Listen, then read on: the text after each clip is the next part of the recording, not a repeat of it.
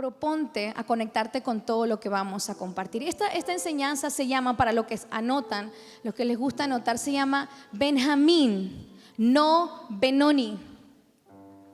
Te voy a explicar. Benjamín y no Benoni.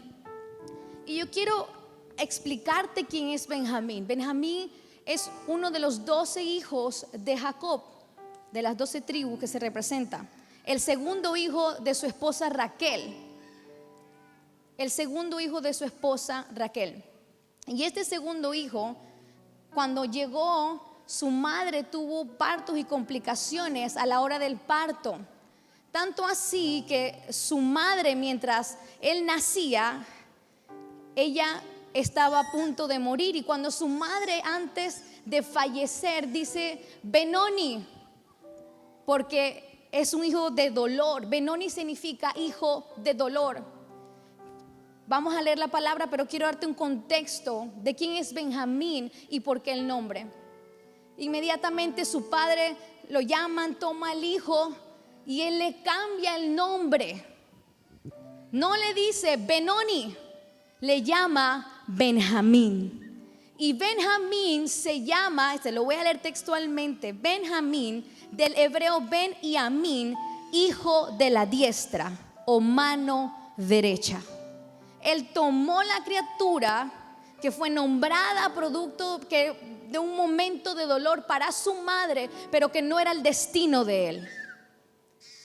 Por eso le puse Benjamín y no Benoni. Entonces, el personaje de Benjamín no lo vemos en la historia de José. Todos sus hermanos se destacan por todas las maldades que ellos hicieron. Pero Benjamín, durante ese periodo donde José estuvo en Egipto y todo ese proceso, Benjamín estaba muy low key, o como bajo perfil. Simplemente vino a ser, pero vino a ser el consuelo para un padre que había, según él, perdido un hijo. Y ese fue Benjamín durante ese tiempo. Su padre, antes de morir, dicta o habla una profecía y manda a llamar a todos sus hijos y les da una profecía. Y a Benjamín le dice: tú eres un lobo. A Benjamín, el hijo que uno esperaría que hablara un poquito más tierno, porque fue el hijo, el segundo hijo que le dejó Raquel, y que llegó a ser un hijo, ¿me entiendes? Que viene como a llenar un espacio, a traer consuelo. Uno pensaría que el padre tal vez le iba a dar una descripción un poquito más amorosa o una profecía un poquito más intensa, pero le dice: tú eres un lobo rapaz. Y ahora vamos a leer textualmente lo que el padre le dice en esa bendición. Si vamos a Génesis 49:27, la profecía que su padre le da dice de esta manera: Benjamín es un lobo rapaz que por la mañana se come la presa y por la tarde reparte los despojos. Si te tomas el tiempo de ir a tu casa y leer todas las profecías que Jacob dijo sobre sus hijos, la de Jacob, el más pequeño de ellos en ese momento, el más joven o uno de los más jóvenes, le llaman lobo rapaz. Ahora, evidentemente Jacob fue guiado por el Espíritu Santo, el espíritu de la profecía, y no por el afecto natural en ese momento. Así que de haber sido un afecto natural, tal vez hubiese hablado un poquito más tierno, con mayor ternura, pero el espíritu de profecía estaba sobre Jacobo. Ahora, vamos a ver en la lectura que vamos a tener de Jueces, porque ahora vamos a ir a varios libros de la Biblia. ¿Cuántos tienen Biblia? ¿Cuántos tienen Biblia? Eso. Vamos a ir para allá y para acá. En Jueces, pasando el tiempo, obviamente muere su padre, muere José. Hay otro faraón en Egipto, el pueblo está siendo esclavizado. Ustedes ya saben la historia de Moisés. Salen, conquistan por medio de Josué. Josué reparte por sorteo las tierras. Benjamín es una tribu que sigue creciendo, que se sigue multiplicando. Benjamín, aquel joven en ese momento, ahora sigue creciendo y desarrollándose y multiplicándose, pero no como cualquier tribu. De hecho, vamos a leer una historia que es muy dolorosa de leer, y en la cual Benjamín, su tribu, Benjamín, tiene el papel horroroso dentro de esta horrible historia. Y no quiero que te asustes, pero quiero que tengamos un contexto. Vamos a Jueces 19. Y es una historia de un levita y su concubina.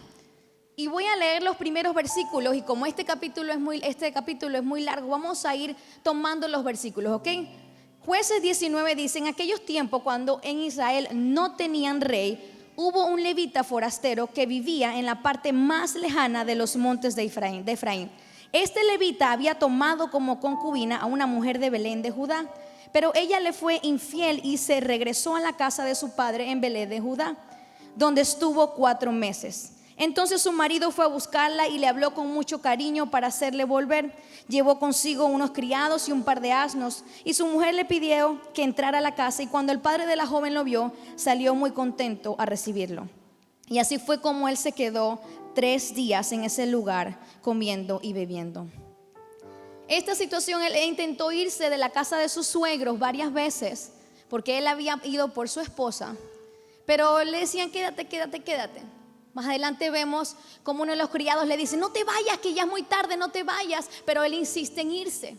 Y lastimosamente durante ese viaje le agarró de noche y tuvo que quedarse en una ciudad que se llama Gad de Benjamín. Si tú vas al versículo, para que sepas dónde estamos, si vamos al versículo del capítulo 19, hay un anciano que le dice: ¿dónde te vas a quedar? En el versículo 17. Y el viajero respondió: venimos a Belén de Judá, y somos de los más allá de los montes de Efraín. Así que él le dijo: ¿sabes qué? Quédate en mi casa, porque puede ser muy peligroso que ustedes se queden aquí. El dueño de la casa, en el versículo 23, el dueño de la casa salió y les dijo: no, hermanos míos, espérate, vamos a ir para atrás, perdón. El 21, el anciano los llevó a su casa y les dio de comer a sus asnos, y ellos se lavaron los pies y comieron y bebieron. Cuando estaban disfrutando, unos hombres corruptos, recuerden, un hombre le dio posada a ellos que iban de regreso a su casa, el levita y la concubina, porque le dijo: tienen que quedarse conmigo porque puede ser muy peligroso. Y cuando estaban ellos comiendo y disfrutando, los hombres corruptos rodearon la casa, golpearon la puerta y gritaron al anciano dueño de la casa: saca al hombre que ha entrado a tu casa, queremos acostarnos con él. Y el dueño de la casa salió y les dijo: no, hermanos míos, yo les ruego que no le hagan daño a este hombre, él es mi huésped, no cometan tal perversidad. Lastimosamente no quisieron escuchar al hombre, y la que era la esposa de ese levita sufrió una terrible violación que la llevó a la muerte. Este levita, y se puede adentrar en por qué lo hizo, no lo hizo y todo eso, pero él sale en la madrugada para partir a su ciudad, y adivina quién estaba en el camino. Ella estaba intentando llegar a la casa y se encontró a su mujer, cayó en el suelo y ella murió. Fue tan horrible el acontecimiento, la violación, el abuso que sufrió esta mujer, que murió. Y el levita se fue muy enojado para su casa, su ciudad. Acuérdense que vivían más allá de Efraín, y agarró a la mujer y envió partes de ella a todas las tribus de Israel. Yo sé que suena bien fuerte, pero yo no sé por qué tienen esa cara si yo escucho de gente que ve películas de terror horribles y ni se mueven, indignados porque en la iglesia hablan de cortar personas. Sí, es una cosa horrible. Y esa es la Biblia exactamente. Y lo mandó a todas las tribus de Israel, y todas las tribus de Israel dijeron: no podemos permitir que tal pecado, que tal corrupción se mueva entre nosotros. Y ellos fueron y convocaron a todas las otras tribus y dijeron: vamos a ir allá, y si no entregan, vamos a tener que matar y a arreciar con ellos. Y dice que los israelitas, los diferentes tribus que se reportaron, iban a reclamar o a exigir una respuesta de la ciudad de Gad de Benjamín. Iban por las calles preguntando: entréguennos a esos hombres que cometieron tal hecho tan horrible, entréguennos a esos abusadores, entréguenos a esos corruptos. Y dice que en la ciudad de Gad de Benjamín nadie decía nada. Se quedaron callados y en silencios, encubriendo el pecado de ellos. En silencio, encubriendo ese hecho tan atroz. ¿Tú te imaginas ser parte de encubrir un hecho tan horrible como este? De que una mujer haya sido violada, destrozada y dejada ahí para morir. Horrible. Y había muchas cosas que se estaban moviendo, y ellos decidieron no entregar a nadie.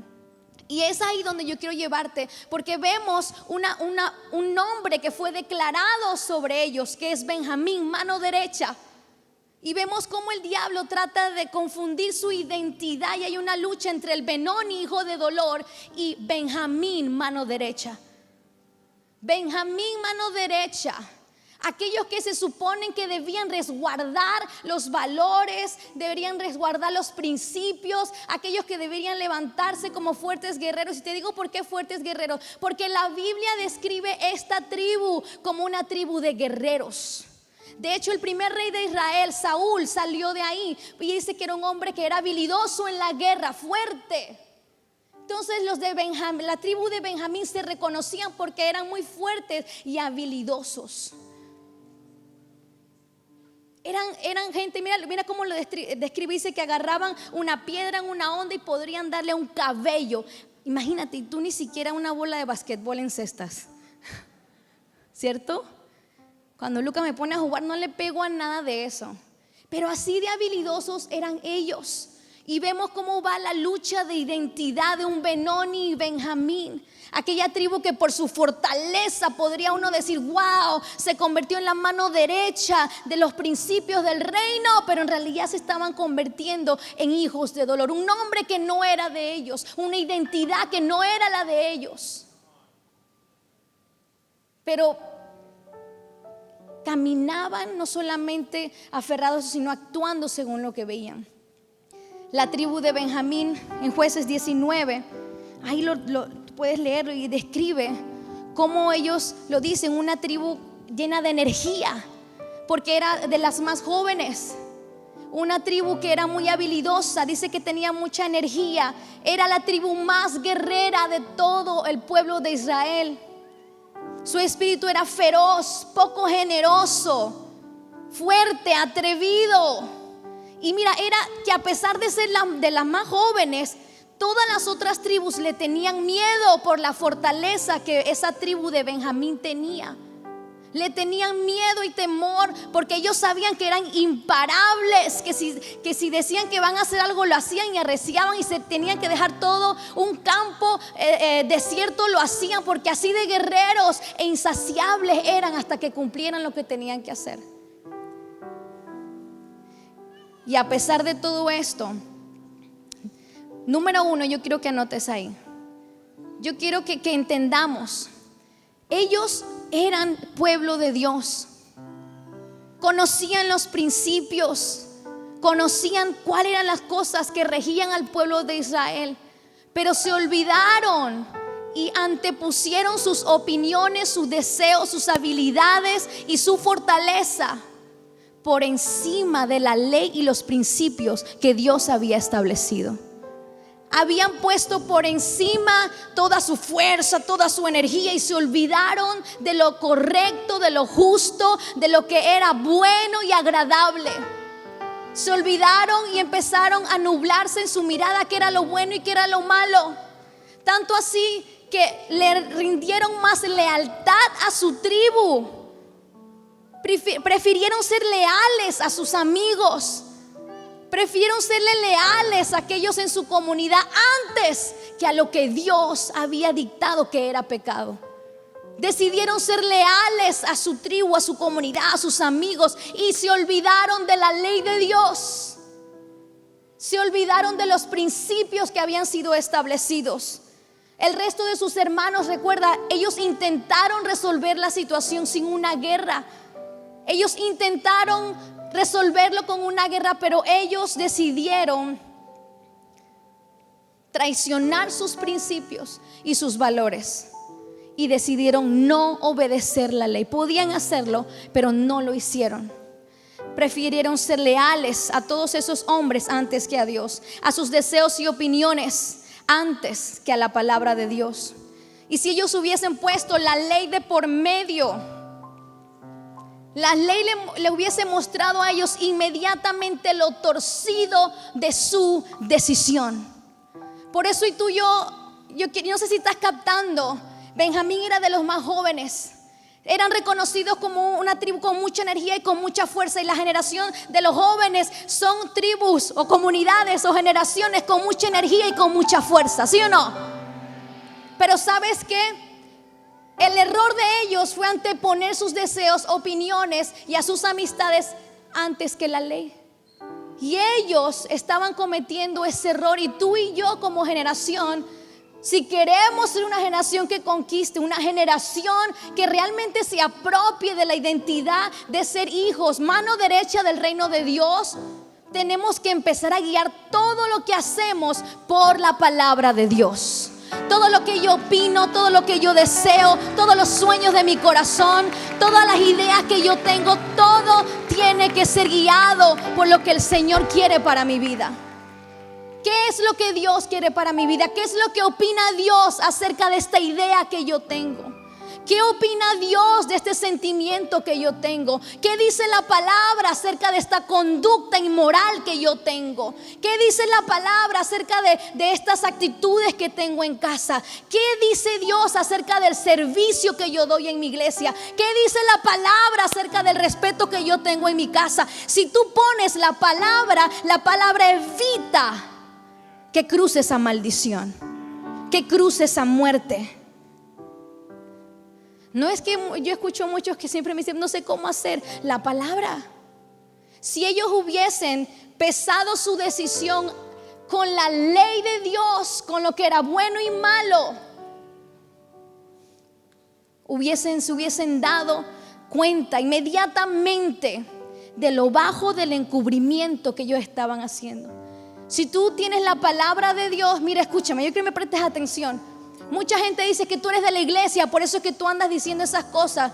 Y por eso es que tú dices que la homosexualidad es mala. Y por eso es que tú dices que el aborto, ese es tu cuerpo y es tu propia decisión. No lo digo yo. Tenemos la palabra que es nuestra guía. Tenemos la palabra y los principios de Dios que establecen cuál es la línea. Yo no necesito que nadie más me esté dando su opinión. Yo no necesito que nadie más me esté sentando para convencerme de cualquier otra cosa. Si yo tengo la palabra como la base de todo lo que yo pienso, lo que digo, no es porque la iglesia quiere decirlo, sino porque, ¿sabes algo? Nuestras naciones, nuestras leyes, todo está fundamentado en un comienzo. La palabra de Dios. Todo lo que está fundamentado en nuestras naciones está aquí. Pero definitivamente ellos sabían que si se detenían a hacer esa comparación de qué estoy haciendo bien o mal, sabían que estaban haciendo algo incorrecto, porque ellos conocían lo que estaba sucediendo. Pero no bastaba conocer la palabra de Dios ni la ley de Dios, sino reconocer la veracidad de esa palabra y la ley de Dios. Que sabes cómo tú dice que el otro día Nuno y yo estábamos viendo un señor que es más ateo, dice el que es ateo, y cuando habla muchos versículos, y yo le digo a Nuno, wow, una persona que dice ser atea pero conoce mucho de la palabra, quiere decir que en algún momento tuvo un encuentro. Entonces tú puedes ser conocedor de la palabra, pero no un reconocedor de la palabra, porque el que vive reconociendo la palabra, el que vive reconociendo lo que dice su palabra, nunca va a caminar, ¿me entiendes? No, Señor, esta déjamela a mí. Esta decisión yo sé que no hace daño. No. Vives caminando, buscando la guianza, vives buscando que el Espíritu Santo te confirme si es o no es. Vives buscando que la palabra te perfeccione. Vives buscando que la palabra te dirija. Vives buscando que la palabra te corrija, que te confronte. No solamente que te diga lo que tú quieres leer, sino también lo que no quieres leer. Porque esa tribu sabía que había un pecado hecho, cometido, atroz, horrible. Pero no querían reconocer a la luz de la palabra, a la luz de la ley que estaba establecida, que eso era pecado. Y usaron toda esa fuerza, todas esas habilidades, todo lo que tenían ellos. Y ¿sabes qué es lo más triste? Lo más triste es que ellos fueron alcanzados por esa actitud de no querer reconocer lo que estaba sucediendo. Si vamos a Jueces 20:42. Dice, corrieron entonces. ¿Qué sucedió? Que ellos pensaban, voy para atrás para que tengas contexto, porque yo me la sé, pero tal vez tú no la has escuchado. Como ellos no quisieron entregar a los que habían cometido ese horrible hecho contra esa mujer, entonces todos dijeron: vamos a ir a orar delante de Dios, y Señor, dinos qué tribu tiene que ir primero a pelear con ellos, porque ellos estaban muy tristes, porque esos eran sus hermanos y no querían contender contra ellos porque eran sus hermanos. Pero Dios le dijo: sí, tiene mi permiso, y fueron y tuvieron guerra con ellos. Y hasta cierto punto pues había temor, porque ellos eran fuertes, eran habilidosos, eran muy buenos. Imagínate que te digan a ti: ve y pelea con Conor McGregor. ¿Saben quién es McGregor? El de la UFC. Ese siervo estamos orando por él para que se convierta, porque es muy buen luchador. Imagínate tú que no sabes nada de eso y tienes que ir a pelear allá. No, jamás. Entonces ellos se sentían intimidados por la fuerza, pero también por el sentimiento de que eran sus hermanos. Y por otro lado, los de Gad de Benjamín decían: bueno, nosotros somos bastantes, somos fuertes, somos grandes, tenemos toda la energía, una y otra vez hemos probado que somos la fuerza y lo vamos a lograr. Y resulta ser que después de varias veces de ellos derrotar a algunos de otras tribus, Dios le concede al resto de las tribus derrotar al pueblo de Benjamín, a Gad de Benjamín. Y es muy triste porque fueron casi 26,000 hombres que murieron de Gad de Benjamín. Hombres que pensaban que ya la tenían comprada, que ya la habían resuelto. Pero mira lo que dice el 19:42. Perdón, 20:42. Dice: y corrieron entonces hacia el desierto los benjamitas. Los benjamitas vieron cómo subía al cielo. Entonces los guerreros israelitas se dieron vuelta, y los benjamitas se llenaron de temor y comprendieron que les había sobrevenido un desierto, un desastre. Entonces corrieron hacia el desierto de espaldas a los israelitas, pero la lucha los alcanzó, porque los que salían de la ciudad eran muchos y los mataban. ¿Saben algo? Cuando tú no usas la palabra como la lámpara a tus decisiones, y de lo que tú te vales es de tus deseos, de tus opiniones, de tus habilidades y tu fuerza, eventualmente el peso de la decisión que tú tomaste te va a alcanzar. Las consecuencias de esas decisiones te van a alcanzar. Y ellos habían decidido encubrir lo incorrecto, darle la espalda a sus valores y a sus principios, y con todas sus fuerzas defender a esos hombres que habían cometido esa horrible acto de violación. Pero no se quedó ahí.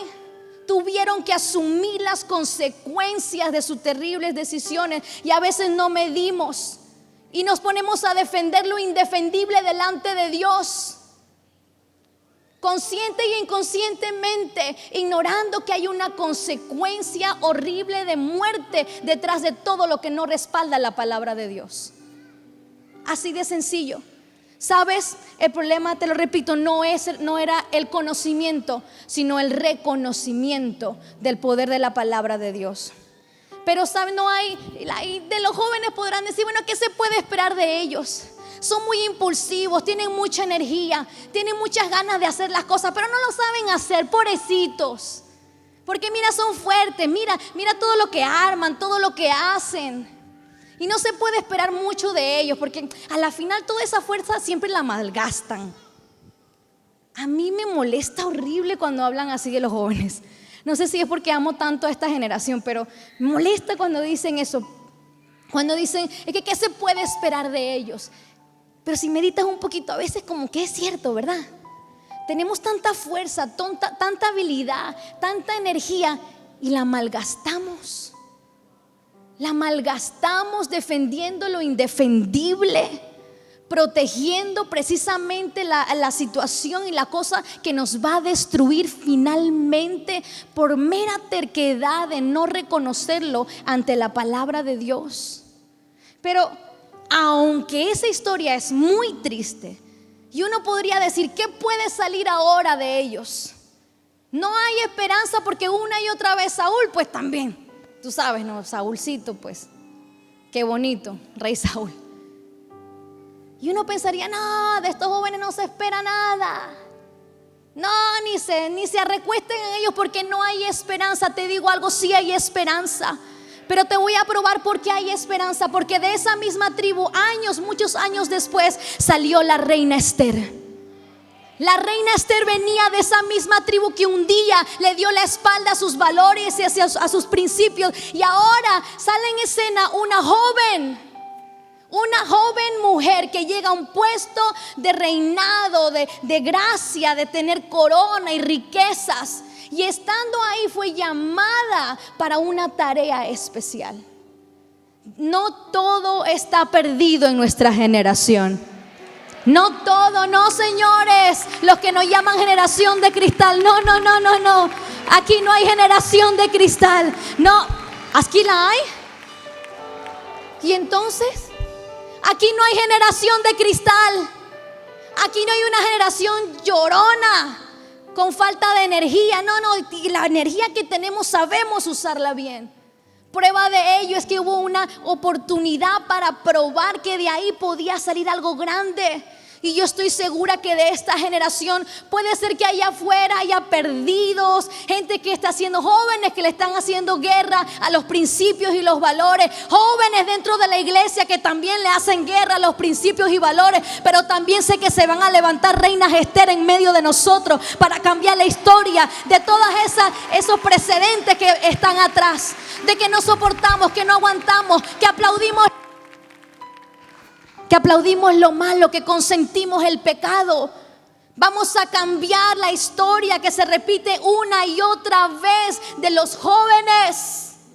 Vamos a cambiar, vamos a tener un nuevo comienzo de que sí, jóvenes que se paran sin miedo en medio de lugares como estos para defender a los suyos y sus principios y sus valores. Una mujer, número 2, una mujer que no siguió tendencias, ella hizo la diferencia. Te explico por qué. ¿Qué es una tendencia? Es una idea o una corriente. Todos antiguamente como lo que se conocía en su tribu se dejaron llevar por una idea o una corriente. Una idea colectiva, es decir, una tendencia. Y no reconocieron a la luz de la verdad si estaba bien o mal. Pero ella, que había sido instruida en la palabra de Dios, a la palabra de Dios, tenía la opción, tenía la habilidad de darle la espalda porque ella estaba en el reino. Pero recuerden que toda decisión nos alcanza. Ella tenía la habilidad, la oportunidad de hacerlo. Seguir la tendencia de ser rica y famosa y olvidarse de Dios y esconder su fe y caminar con el nombre que le había dado la cultura, lo que está a su alrededor. Pero ella tenía un destino para hacer la diferencia. Tenía un destino para hacer la diferencia. Si ella hubiese seguido la tendencia, se hubiese privado de experimentar la grandeza de su identidad, porque solo así podemos ser parte de un plan superior. Cuando abrazamos la verdadera identidad que nos ha dado Dios y salimos de donde estamos y marcamos la diferencia y nos seguimos la tendencia, es que podemos ser parte de un plan superior. Y el problema con los jóvenes, eso sí lo voy a decir, es que quieren seguir las modas y al mismo tiempo que le reconozcan que eso está bien. El problema de los jóvenes a veces es que quieren imponer lo que ellos quieren.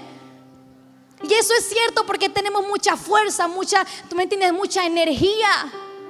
Pero si tú propones y inviertes todas tus energías a seguir las tendencias, olvídate, te estás privando de un plan superior en tu vida. Te estás privando de experimentar la grandeza que viene con la identidad que Dios ha puesto para ti.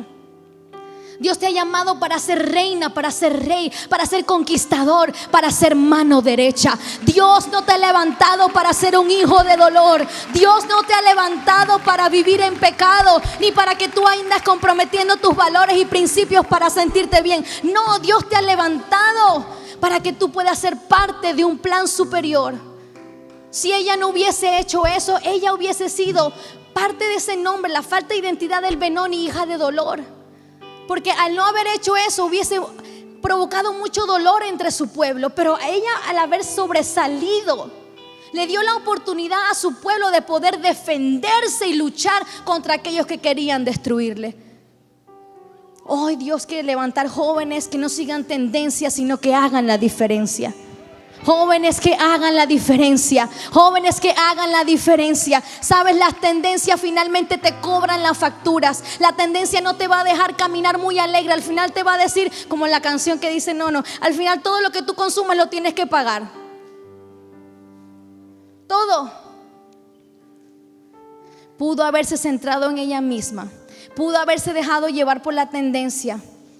pero ella cambió la historia, hizo la diferencia. Y el segundo caso, y con este yo termino, el segundo ejemplo es un hombre que tú y yo conocemos muy bien. Vamos a Filipenses rápidamente, Filipenses 3:5. Y creo que ya tienes una idea de quién más. Estamos hablando de una tribu que tal vez no se podía esperar nada bueno sobre ella otra vez, que no había esperanza de decir, ay no, toda la habilidad, toda la fuerza que tienen, pero ahí van otra vez. Toda la destreza que tienen, pero ahí van otra vez. No saben, no saben. Pero ahí no quedó, salió una star. Pero también hubo un hombre que en Filipenses 3:5 dice, fui circuncidado al 8º día y soy del linaje de Israel, de la tribu de Benjamín. Soy de hebreos y en cuanto a la ley, fariseo. En cuanto a celo, perseguidor de la iglesia, y en cuanto a justicia, que se basa en la ley, irreprensible. Pero todo lo que para mí era ganancia, lo he estimado como pérdida por amor de Cristo. Y a decir verdad, incluso estimo todo como pérdida por la excelencia del conocimiento de Cristo Jesús, mi Señor. Por su amor lo he perdido todo y lo veo como basura para ganar a Cristo y ser hallado en Él, no por tener mi propia justicia que viene por la ley, sino por tener la justicia que es de Dios y que viene por la fe, y la fe en Cristo. Él prefirió perderlo todo hasta tener la razón, hasta sus deseos, todo lo que él era muy preparado. Estamos hablando de ¿quién? Del apóstol Pablo. El apóstol Pablo también venía de ese linaje de Benjamín. También salió de ese lugar donde anteriormente tal vez no se esperaba nada y todas estas cosas que hemos hablado. Pero Él hace la diferencia. El mundo quiere reclamarnos, y por eso yo le puse en esta historia de Juan, de Pablo, del apóstol Pablo, me fui para Juan. Reclamados por el reino. El mundo quiere reclamarnos para ser hijos de dolor, pero Pablo primero fue Saulo y tuvo una experiencia con Dios y fue reclamado para el reino, para que toda esa fuerza, toda esa energía, toda esa determinación que él tenía dentro de él ahora fuese usado para el reino de Dios. Él era un Benoni porque él causaba mucho dolor. Él perseguía a la iglesia, mataba a los cristianos, pero al cerrar sus ojos, él cerró sus ojos como un Benoni, como un Saulo. Pero al abrir sus ojos tuvo una experiencia con Jesús y se levantó ahora como un Benjamín, como la mano derecha del reino de Dios, como aquel que peleó hasta lo último y perdió su vida por la causa, porque Dios restauró su verdadera identidad. Y el mundo ha querido ponernos su identidad, marcarnos con la identidad. No te creas las mentiras de este mundo. No te vayas con las corrientes. Deja que Dios hable a tu oído, que te muestre quién tú eres, el poder que hay en ti. Pero no va a suceder a menos que tú tengas una experiencia con Dios como la tuvo Pablo, que al abrir sus ojos fue una persona totalmente diferente porque tuvo una experiencia con Dios. El Padre te llama hoy y quiere darte un nuevo comienzo. Si tú has causado dolor a tus padres por las malas decisiones que has tomado, si tú has causado dolor a tu iglesia por andar bochinchando y creando división entre ellos, si tú has sido un hijo de dolor en tu comunidad, ¿sabes por qué? Porque el silencio también nos hace partícipes del dolor. Porque también el silencio nos hace partícipe del pecado del mundo al no denunciarlo, al no pararnos y hablar contra ellos. Y eso era Pablo. Pablo era un Benoni, pero Dios lo reclamó para el reino. Y hoy Dios te va a reclamar para el reino, para darte un nuevo comienzo, para reafirmar tu identidad, para que el diablo no pueda confundirte más en el pecado. ¿Sabes qué espera el mundo de ti? El mundo espera que tú vivas fornicando. Para ellos eso es lo normal. El mundo no espera nada impresionante de ti ni de mí. Espera que los jóvenes sean impulsivos, arrebatados, enérgicos, gritones, fiesteros, pero no esperan nada de nosotros. No esperan nada de esta juventud, no le tienen fe ni confianza. Están usando a la juventud de nuestros países para levantar corrientes que confunden, que pisotean los valores y los principios que han fundamentado por años nuestra iglesia. Y no están usando viejos para hacer estas cosas. Perdónenme los que son adultos. Están usando jóvenes Están usando jóvenes para salir allá afuera y llamarse feminazi porque defienden el cuerpo de una mujer. Usan jóvenes para marchar y decir que la vida es de ellos, que la homosexualidad es normal y que nosotros no tenemos que meternos y que no es nuestro problema meternos en la política. Sí es nuestro problema. Porque ellos pueden esperar nada de nosotros, pero Dios espera que actuemos como la mano derecha del reino en esta tierra. Porque Dios te mandó con propósito. Dios te marcó para hacer la diferencia, para salir de la tendencia, para salir de las corrientes y apropiarte de la identidad que tú tienes en Cristo. Pero la identidad no te la reafirma ni siquiera una iglesia. La identidad no te la reafirma ni siquiera un líder. La identidad no te la va a reafirmar el corito que escuchas todas las mañanas. Tienes que tener intimidad. Y en esa intimidad tiene que haber intencionalidad. Y en esa intencionalidad debe haber acción. Y en esa acción debe haber una repetición constante de ese tipo de vida. El mundo quiere marcarnos como Benonis. No, esta generación no será una generación hija del dolor. El padre dice que lo tomó y le cambió su nombre y le puso Benjamín. Benjamín, mano derecha. Y todo lo que el diablo ha querido poner sobre tu vida, etiquetas de depresión, de tristeza, de cero expectativa, de cero sueño, de que no sabes qué hacer con tu vida, todo eso hoy se rompe en el nombre de Jesús. Todo lo que ha venido a traer dolor, todo lo que tú has causado en dolor a tu familia, todo se rompe hoy en el nombre de Jesús. El Padre te toma en sus brazos y pone una nueva identidad en ti. Yo quiero que te pongas sobre tus pies. El Padre te llama hoy y quiere darte un nuevo comienzo. Nosotros somos la mano derecha de la iglesia. Joven, escúchame, la iglesia no puede morir en nuestro país. La iglesia no puede terminar con nuestros padres. Nuestra iglesia no puede terminar con aquellos que abrieron brecha el día de ayer. La iglesia tiene que continuar. Nosotros somos la mano derecha del reino.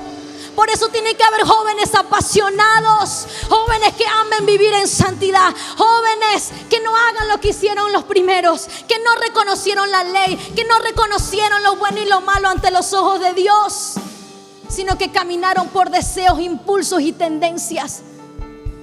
Lo bueno en nuestro país no lo podemos dejar pasar.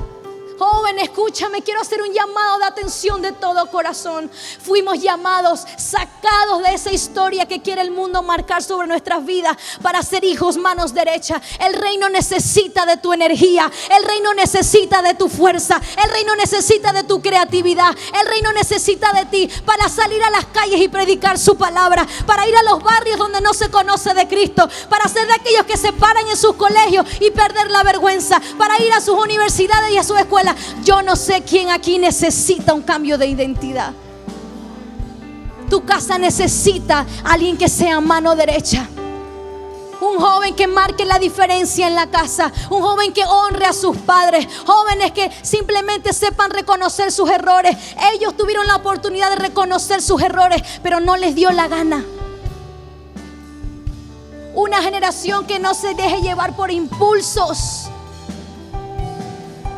Dios quiere usarte. Somos la generación que Dios quiere usar con mano derecha para estos tiempos. Tantas corrientes, tantas cosas que se están levantando. ¿Y dónde están los jóvenes?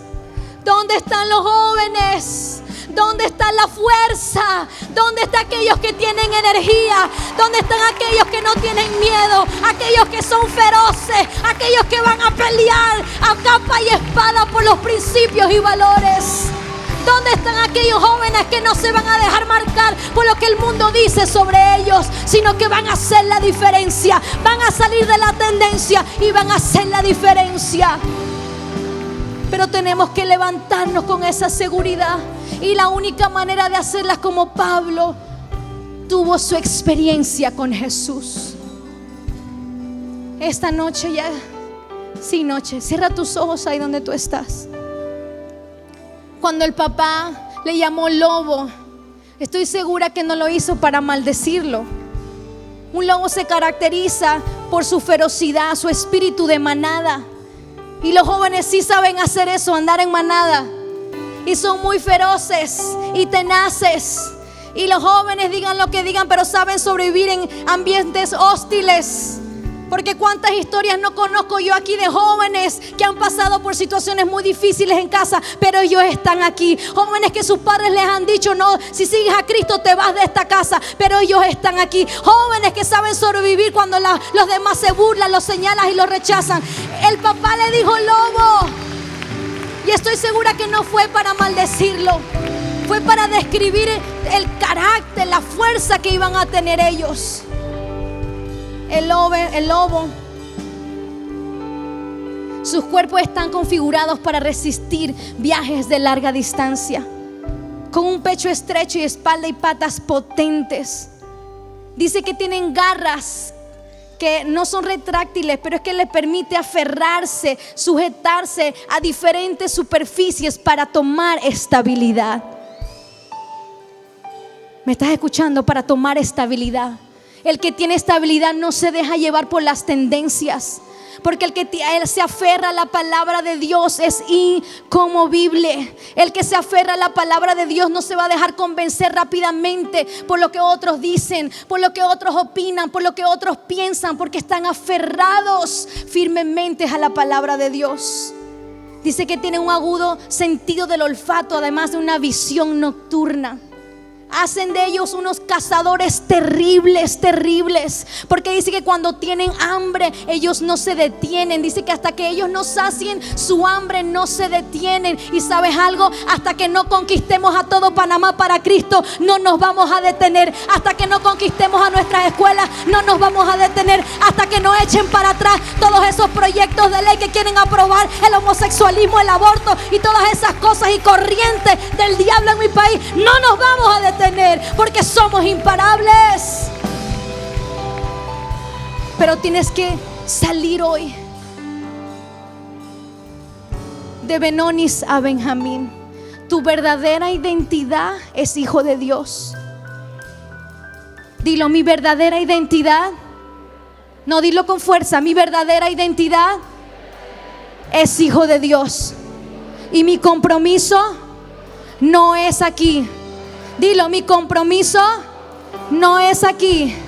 Mi compromiso es con el reino al que yo pertenezco. Mi compromiso, dilo: mi compromiso es con el reino al que yo pertenezco. Aunque se levanten, aunque señalen, aunque se burlen, aunque nos estorben, mi compromiso es con el reino al que yo pertenezco. Y estamos en este mundo, pero no somos de este mundo. Estamos en este mundo, pero no somos de este mundo.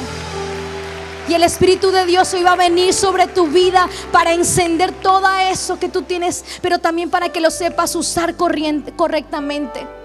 No para ser un guerrero del reino de las tinieblas, no para que salgas marchando por boberías que no tienen fundamento, por cosas que te han dejado confundir, ideas colectivas y tendencias. Tú te vas a parar firme, lleno del Espíritu Santo a partir de hoy.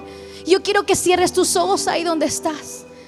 Y así como Pablo tuvo que tener un encuentro sobrenatural, no los abras hasta que tú digas: Señor, al abrirlos yo empezaré a caminar como mano derecha del reino. Heme aquí, Señor, envíame a mí. ¿Qué tengo que hacer? ¿A quién tengo que predicarle? ¿En qué te tengo que servir? ¿Cómo tengo que dar el ejemplo? ¿Qué testimonio quieres que yo dé?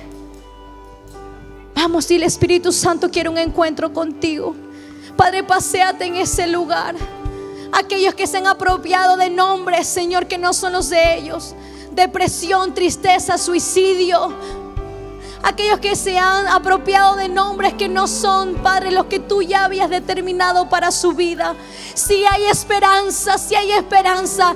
Aquí saldrán jóvenes transformados. De aquí saldrán jóvenes listos y preparados. El Padre te dio un nombre y el mundo no te lo puede quitar. El Padre te dio un propósito y el mundo no te lo puede quitar.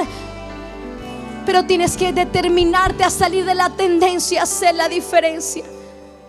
Padre celestial, Espíritu Santo de Dios, tú estás en ese lugar. Vamos, joven, alza tus manos, no me mires, vamos, alza tus manos, dile: Padre, úsame.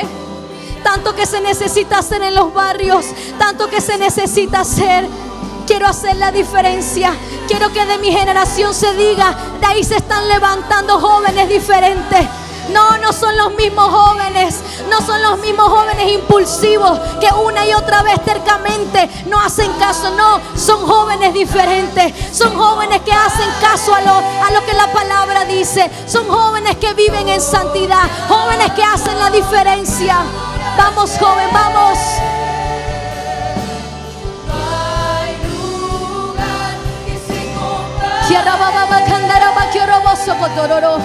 Puede que no se espere nada de ellos, pero de este lugar saldrán hombres y mujeres con propósitos claros, con destinos bien marcados.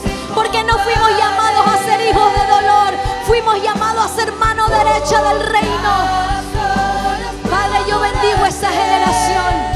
Bendigo sus mentes y sus corazones. Aquellos padres que no entendían a que fueron llamados, hoy tú confirmas que son mano derecha del reino. Joven, el reino te necesita. Porque hay una familia en tu casa que necesita conocer de Cristo. Porque hay un joven en tu comunidad que necesita que le hables de Cristo. Porque hay un país que necesita jóvenes que defiendan los principios y los valores. Hay una generación que necesita pararse y hacerle guerra a todas esas corrientes. Díselo. Padre, queremos ser esa generación. Si hemos sido muy pasivos, si hemos estado en silencio, si no hemos entendido que somos mano derecha del reino, que otros pueden esperar nada, pero Señor, tú nos mandaste con propósito. Con el tiempo que tú nos mandaste hay un propósito para mi generación. Pero despierta, Señor, despierta en ellos un espíritu diferente, un espíritu que marque la diferencia. Yo ato y cancelo a todo aquello que ha confundido la mente de nuestros jóvenes. Ato y cancelo, vamos, joven, ayúdame a interceder. Aquellos que ven la santidad como un extremo, aquellos que ven que los valores y principios son algo del pasado, no. Aquellos que han sido, Señor, nublados en su manera de ver las cosas de Dios para corromper, Señor, su relación. Se quebranta ahora en el nombre de Jesús. Te amamos y te bendecimos. Poderoso, poderoso, poderoso. Jehová, usa esta generación, Padre. Usa esta generación que pueda decirle, Señor, úsanos. Dile, Padre, úsanos. Quiero ser un instrumento, una vasija útil para el reino. Quiero ser la mano derecha, Señor, de tu reino, para llevar tu palabra hasta lo último de la tierra, para permanecer, Señor, lo que es correcto. Dile, Señor, úsanos como generación. Gracias, Espíritu Santo. Gracias, Señor, por tu palabra.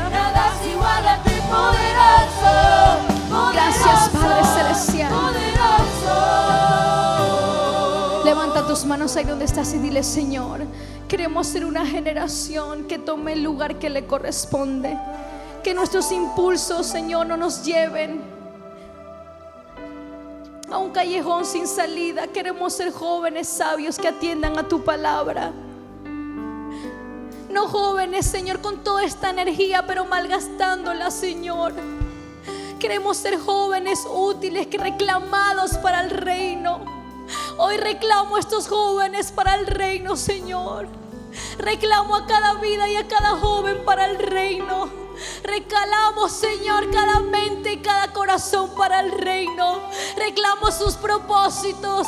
Aquellos que el pecado, Señor, aquellos que la perversión quiso venir para destruirlos, reclamamos para el reino. Aquellos, Padre, que la mentira, Señor, ha ensordecido sus oídos, yo te reclamo para el reino, joven. Tú no te perderás, tú no serás un hijo de dolor. Escúchame, levántate, levántate, levántate. Tú fuiste llamado con un propósito grande delante de Dios y para el reino. Te reclamo, te reclamo, te reclamo en el nombre de Jesús. Tú no morirás, sino que vivirás. No te apartarás ni a izquierda ni a derecha, sino que caminarás en la rectitud de la palabra del Señor. Hoy te reclamo para el reino de Dios, en el nombre poderoso de Jesús. Díselo una vez más: nada es igual a ti, Señor. Nada es igual a ti, Padre.